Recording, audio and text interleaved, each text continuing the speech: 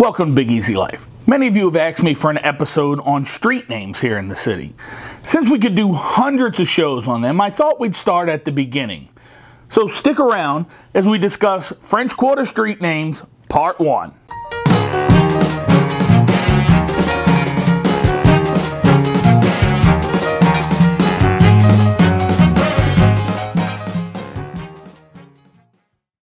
First things first.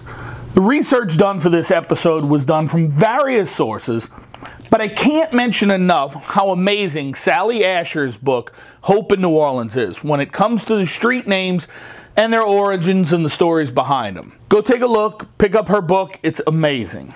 This show is broken into two parts, so make sure you catch both sections. When French cartographer Adrien de Parga laid out the Voie Carrée in his orderly grids in 1721, he envisioned the St. Louis Cathedral as the city's center. He also named these streets to honor the benefactors and people in power that held sway over this new colony. So let's get started. How about we start off easy with Royal Street?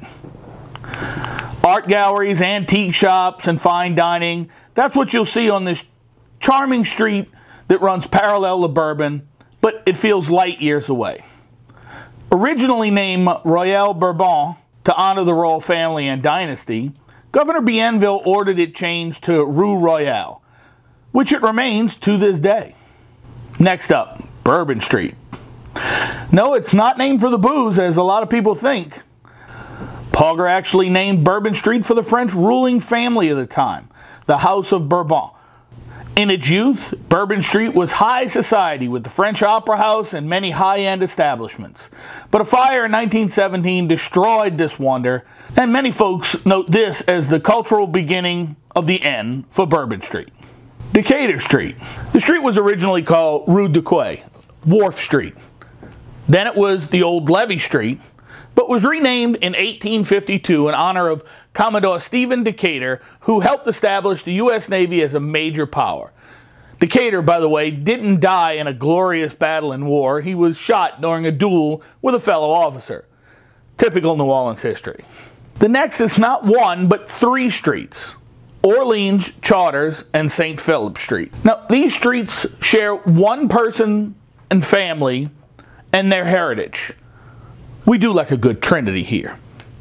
So, Louis XIV's illegitimate daughter, I'll butcher this for sure, Françoise Marie de Bourbon, married her first cousin, Philippe d'Orleans, who carried the title of the Duke of Chartres. Can you see where this is going? Philippe later became the Duke of Orleans, after his father's death. And in 1715, Philippe became the crown regent of France. This all just before the new colony was to kick off. You can understand why he and his was bestowed such honors. Next up is Dauphine Street.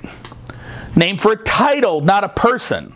This particular Dauphin was Louis of France, the eldest son of Louis XXIV, and the heir apparent, which is what the title means.